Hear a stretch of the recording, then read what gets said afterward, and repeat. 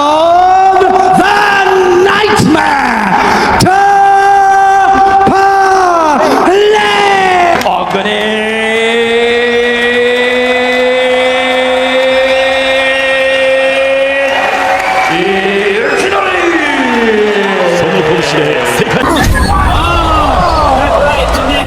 Tapales! Yung isa kaliwa, yung isa kanan. Usapang boxing, palitan ng mga malalakas na kamao. Isang malaking laban ang mapapanood ng mga Pinoy boxing fans dahil babalik sa ring ang isa sa pinaka-respetadong mandirigma ng bansa,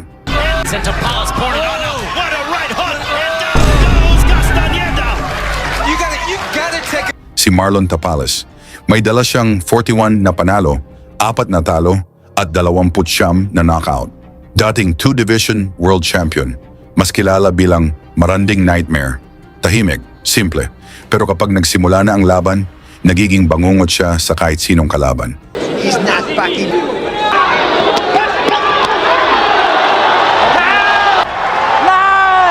Oh, he doesn't look. Sa April 3, 2026, babalik siya sa Japan. Sa Korakuen Hall, Tokyo, isang lugar kung saan bihirang manalo ang mga dayo. Makakaharap niya ang dating world champion na si Yukinori Oguni, isang veterano na kilala sa teknikal na estilo at tibay sa laban. Isa rin siyang pamilyar na pangalan sa mga Pinoy fans. Matapos ang laban niya kay John Riel Casimero na nauwi sa kontrobersyal na draw dahil sa sugat.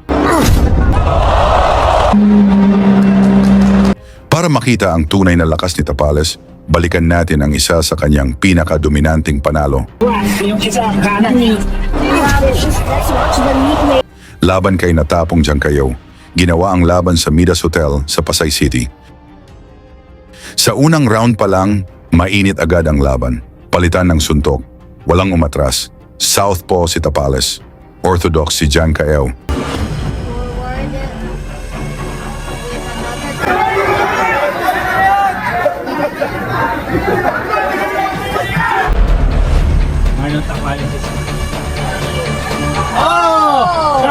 Sa gitna ng aksyon, tumama ang malakas na kanan ni Tapales. Bumagsak ang Thai fighter. Nagawa man nitong tumayo, ngunit nagulat kung saan nanggaling ang lakas ng suntok ng Pinoy.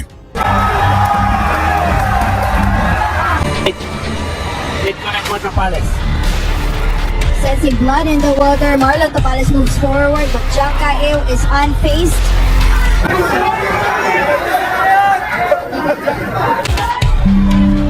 I like how Marlon cuts the ring and doesn't. Maya-maya, isang solidong kaliwa ang tumama. Bumagsak ulit si Diangcayo. Tumayo pa rin, pero halatang hirap na. At doon na tinapos ni Tapales ang laban.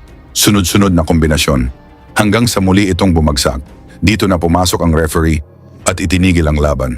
Panalo si Tapales via technical knockout sa unang round.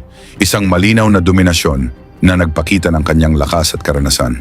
Ngayon, panibagong hamon ang naghihintay sa Japan. Ang tanong, kaya pa ba ni Tapales na bumalik sa tuktok bilang world champion? At posible kaya ang rematch laban kay Naoya Inoue?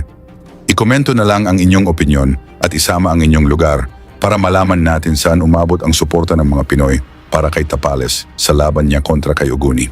Lagi niyong sundan, huwag magpapahuli. Pag-usapan ni bakbakan, balita niya at laban. Mga Pinoy na di nagpapagapi. Salamat sa mga suporta na lagi nandyan.